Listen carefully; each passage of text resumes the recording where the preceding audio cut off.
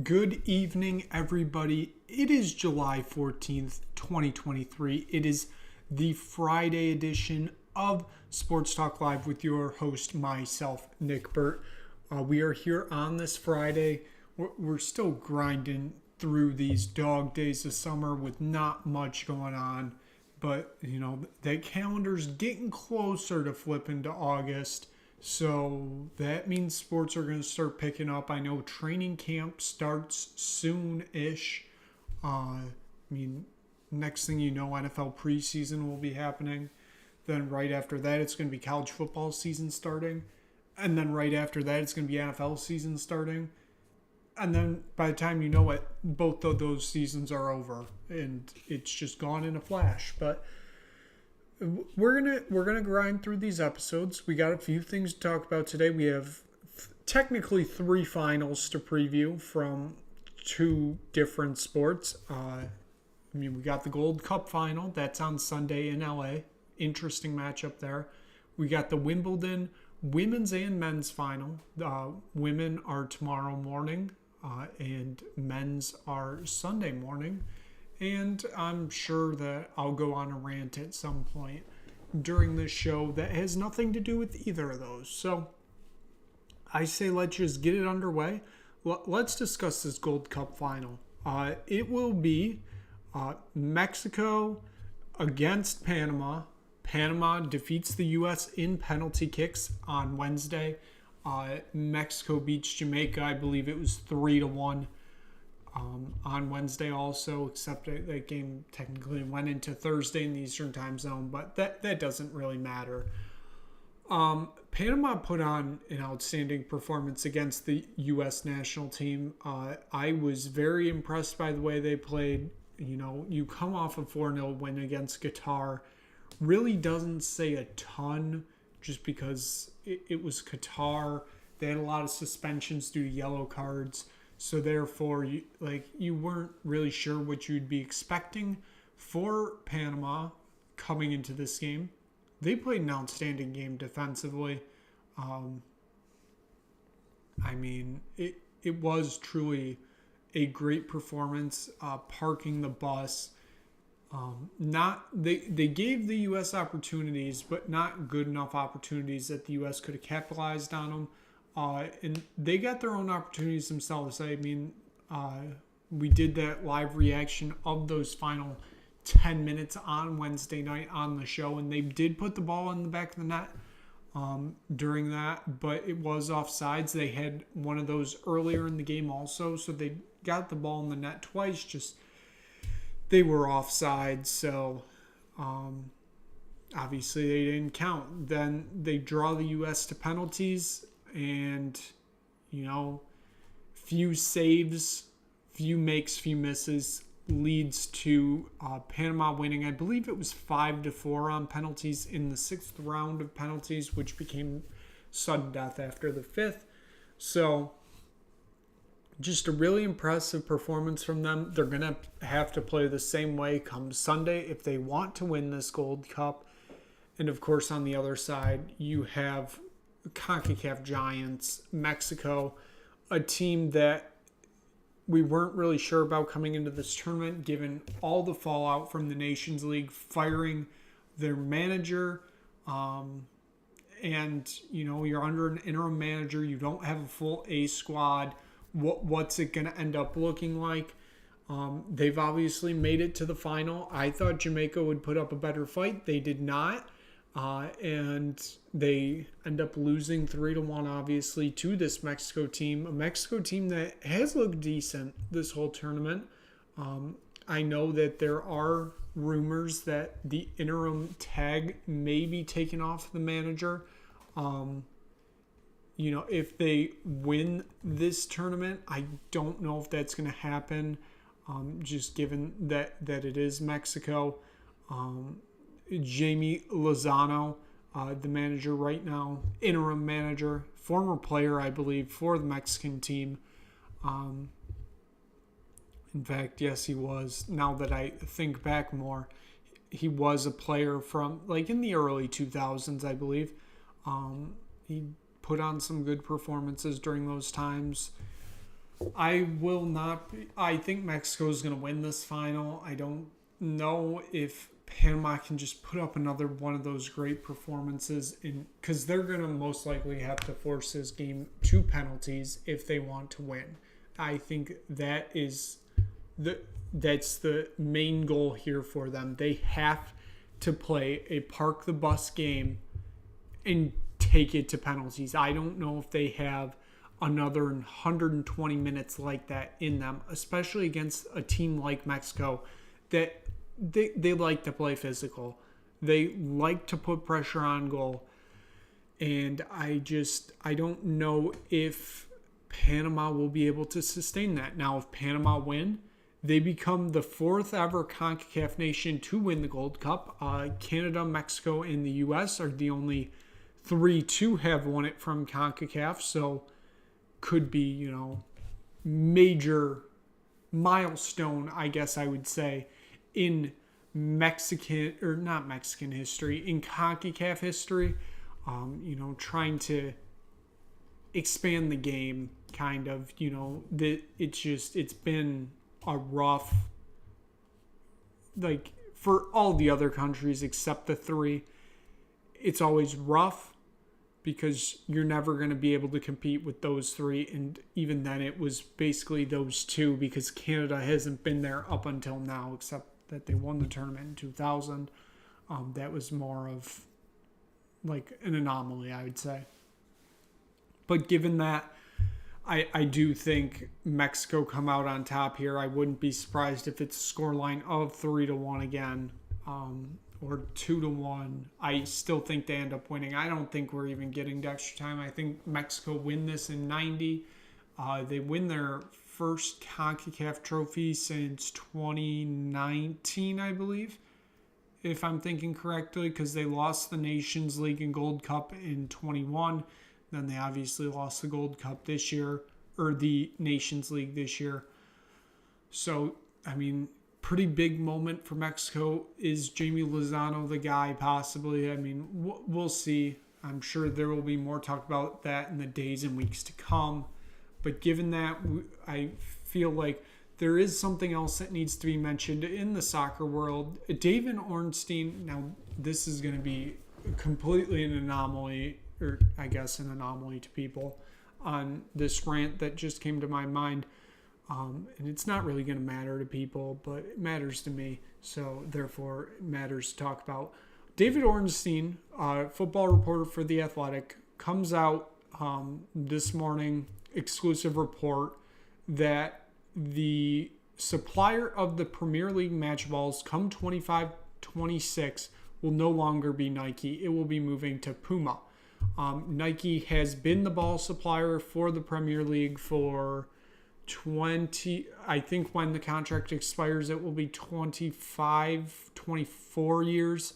I believe they've been doing it since 2000, 2001, maybe 01, 02, somewhere around the beginning of the 2000s.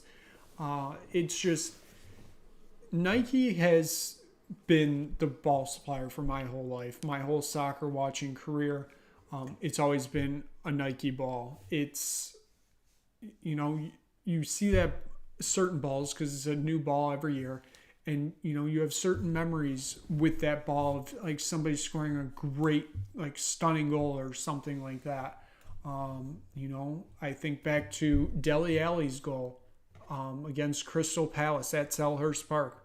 That ball, whenever I see that, I think, wow, that was the ball design used when Dele Alli scored that goal. The ball is like a crucial part of the game that nobody really thinks about. And it's going to be so odd come 2025 that Nike will no longer be that supplier. And like I said, nobody's really going to care about this. I'm probably the only one that's making a huge deal out of this. But according to Ornstein, the Premier League gave Nike all the opportunities in the world to renew, and Nike just didn't seem to want at it, I guess. And so now Puma will be taking over come 25-26. They currently, I believe, supply La Liga and Serie A with balls. I believe I'm correct on that because I believe it's Derby Star for Germany. In France, I couldn't tell you at all. But I know Puma also does the EFL, so they do the Championship League 1, League 2. So the second, third, and fourth tiers of the football pyramid in England. And they do the Carabao Cup. I believe... No, they do not do the FA Cup. They do Carabao, though. So it's going to feel different watching the games. Obviously, you can't really see the balls when you're watching on TV, but it's just going to feel different, and kind of just wanted to mention that because I feel like that is quite a large story. Nike has been a part of this for what seems like forever. Obviously, it's not, but it's the end of an era come 2025, 26. So that will be the year leading up to that World Cup in USA, Mexico, and Canada. So that leaves us with this year and next year for Nike being the supplier of the Premier League ball. And then it's on to Puma. Apparently Puma made a very lucrative offer, so the Premier League took it. So given that is it for soccer equipment talk, I guess. I didn't really expect to go down that road tonight, but we did. So let's get into the tennis. Obviously, this is something we've been covering this week. There hasn't been a lot going on, so we got to cover some sports that are a little bit out there. I'm not saying that tennis is out there. I'm just saying you don't see a lot of coverage of tennis on places. We have the Wimbledon men's and women's final coming up this weekend. So we will start with the women because they play tomorrow morning. So we are probably just under 11 hours away from it starting. I could be wrong on that. Could be right. I don't know. I know it's in the morning here in the United States Eastern Standard Time.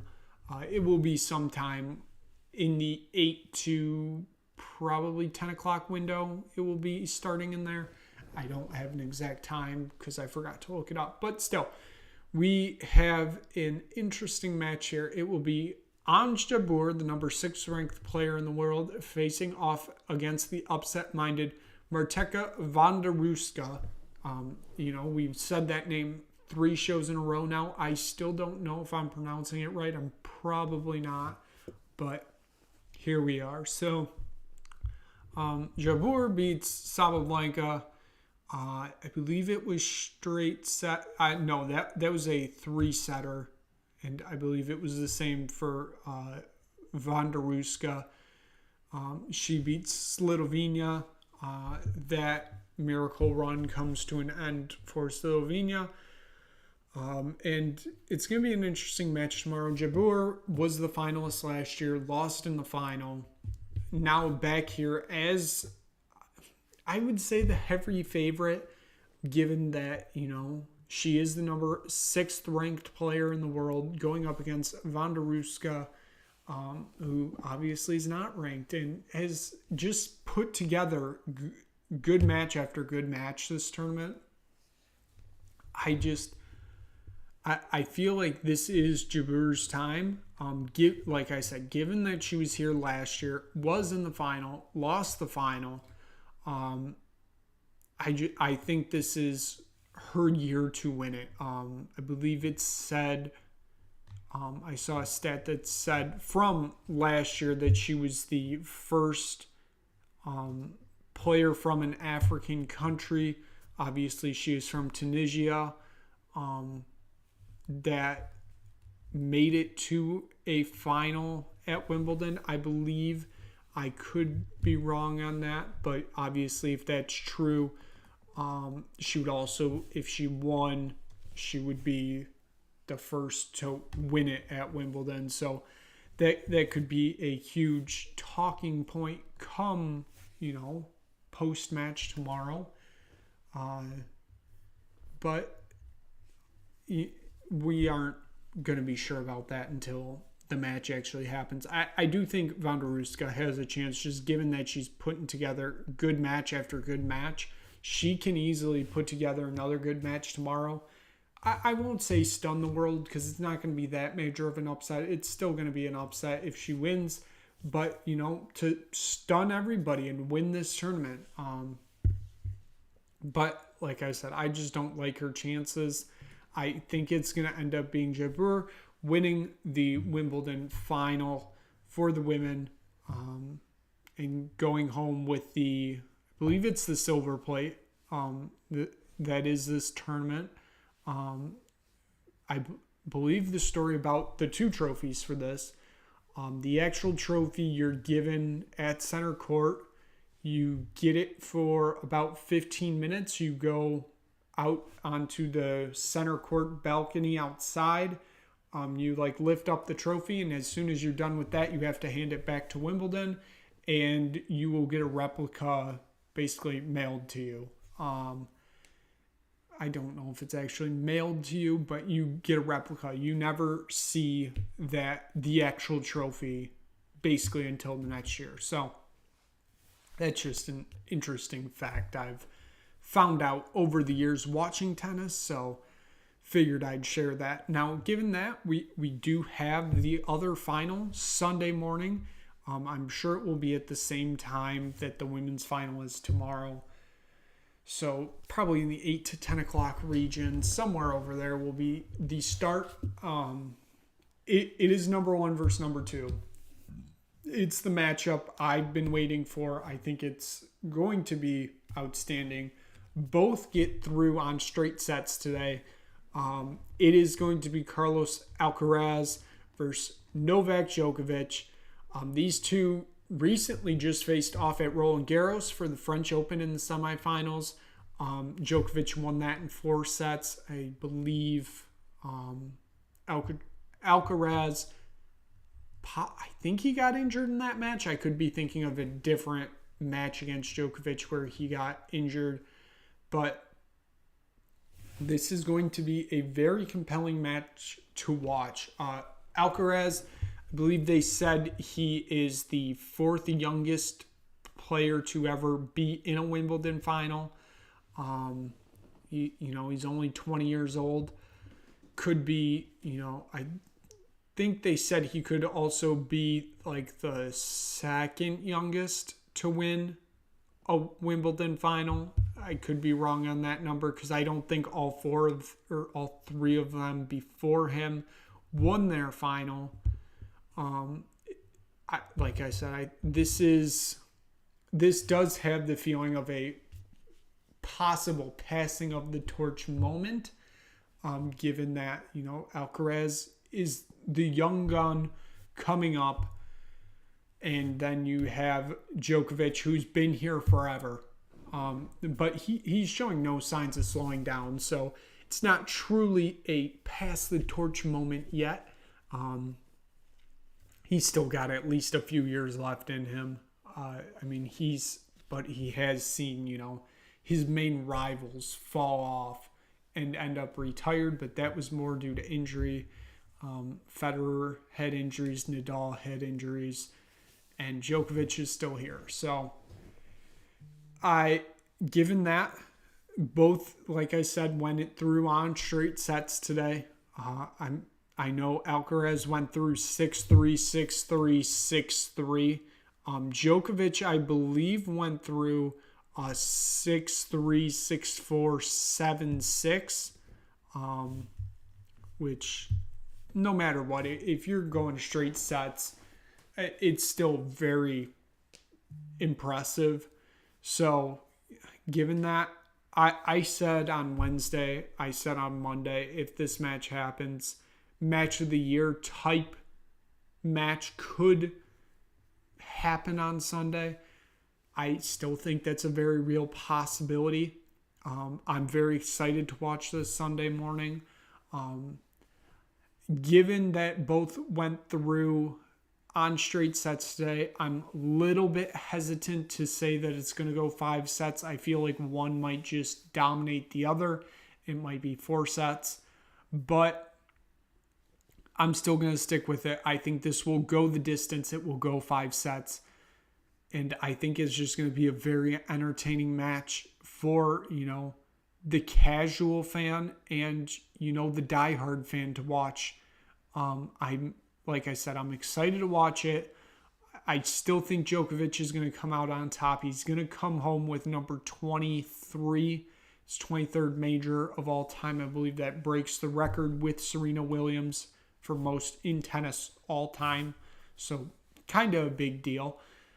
And I think he's close to, he obviously won in Australia. He won in France. If he wins Wimbledon, he's won 3 of the 4 of the majors of the year. The only one left that is the U.S. Open in New York beginning of September. I think he can get it done. Obviously, the U.S. Open is played on the plastic surface, I'm completely blanking on the name right now, which is the same as Australia. Obviously, France is clay, and Wimbledon is grass. So, it's actually, I'm sorry. So he's going for number 24, not 23. So it would actually tie him with Margaret Court for most all time. It could also be his 8th Wimbledon title, which would be tying Roger Federer for most titles all time at Wimbledon. If he wins, he gets number 1 overall ranking. Obviously, if Alcaraz wins, he keeps the number 1 ranking. But it's also got to be remembered, Djokovic is on a 33-match winning streak at Wimbledon. That's just unheard of, given that you play, I believe it's 7 or 8 matches in a tournament. I think it's 8. I believe it's 8.